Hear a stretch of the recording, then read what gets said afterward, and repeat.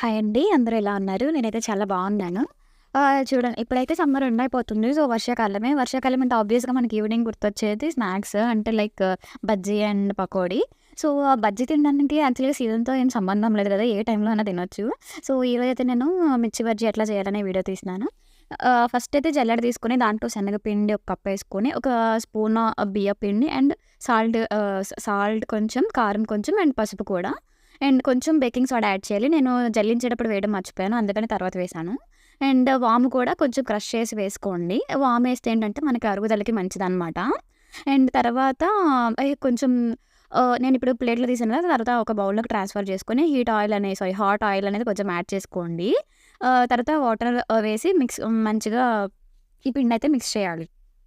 And తర్వాత దాన్నొక సైడ్‌కి పెట్టేయండి. అండ్ తర్వాత ఒక చిన్న రోల్ తీసుకొని ఎందుకంటే మీరు ఎక్కువ క్వాంటిటీలో తీసుకుంటే మిక్సర్ తీసుకోండి. నేనైతే కొంచెమే చేస్తున్నా. సో, దాంట్లోకి కొంచెం వాము, కొంచెం ఉప్పు, కొంచెం ధనియాల పొడి ఏసుకొని మంచిగా కొంచెం పౌడర్‌లా చేయండి. ఎందుకంటే ఇది మిరపకాయలో స్టఫ్ చేసుకోవడానికనమాట. సో, నేనైతే కొంచెమే చేస్తున్నాను. అందుకని చెప్పి జస్ట్ నా దగ్గర ఒక చిన్న రోల్ లాంటిదుంటే నేను అదే యూజ్ చేశాను. అండ్ తర్వాత మన మిరపకాయలు మీరు ఎన్నైతే క్వాంటిటీ తీసుకున్నారో దాన్ని ఒకసారి మంచిగా వాష్ చేసి తడనేది లేకుండా చూసుకోండి. అండ్ నేను ఎండ్ పార్ట్స్ కట్ చేస్తున్నాను. ఎందుకంటే నేను చిన్న చిన్న బౌల్‌లోనే ఫ్రై చేయబోతున్నాను. అందుకని దానికి సరిపడాలని చెప్పి ఎండ్స్ కట్ చేశాను. అండ్ తర్వాత మొత్తం అన్నీ అలా కట్ చేసేసాక లోపల ఉన్నటువంటి గింజలు తీసేయండి. దానివల్ల మనకి మంట తగ్గుతుందనమాట. నేను మొత్తం అంతా క్లీన్‌గా చేసేసాను. ఎందుకంటే కొంచెం మంటున్న మళ్ళీ మిరపకాయ తినవు. నేను ఫస్ట్ టైమ్ కుక్ చేస్తున్నాను. యాక్చువల్‌గా లాక్‌డౌన్‌లో ఒకసారి చేశాను ఇంట్లో. మళ్ళీ ఇప్పుడే చేస్తున్నాననమాట. అది కూడా మా ఫ్రెండ్స్ కోసం అండ్ ఈ వీడియో కోసం యూట్యూబ్ ఛానల్ కోసం చేస్తున్నాను.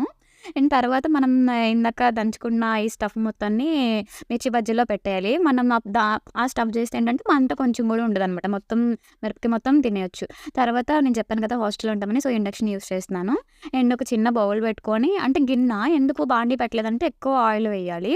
ఒక్కసారి డీప్ ఫ్రై చేస్తే మళ్ళీ మళ్ళీ యూజ్ చేయాలంటే ఇబ్బంది కదా! అందుకని నేను కొంచెమే ఆయిల్ యూజ్ చేయడానికి కొంచెం చిన్న గిన్నె పెట్టుకున్నాను. అండ్ తర్వాత మనం తీసుకున్న ఈ స్టఫ్ చేసిన బజ్జీలు తీసుకొని, మనం కలుపుకున్న బజ్జీ మిక్స్చర్‌లో ఒకసారి ముంచుకొని డిప్ చేసి దీనిలో వేయటమే. మంచిగా ఫ్రై చేసుకోవాలి. అండ్ ఇక్కడ నేనేం మిస్టేక్ చేశానో తెలీదు గానీ, ఇట్లా ఆయిల్‌లో వేయంగానే అవి రెడ్ కలర్‌లోకి అయిపోతున్నాయి.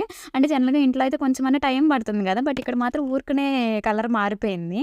అట్లా మొత్తం అన్నీ బట్ టేస్ట్ అయితే చాలా వచ్చింది. ఒకదాని తర్వాత ఒకటి నేనైతే 6 చేశాను బజ్జీలు. జస్ట్ మా రూమ్‌మేట్స్ కోసం, నా కోసం.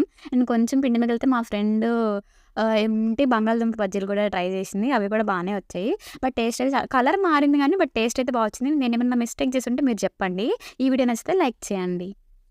బాయ్.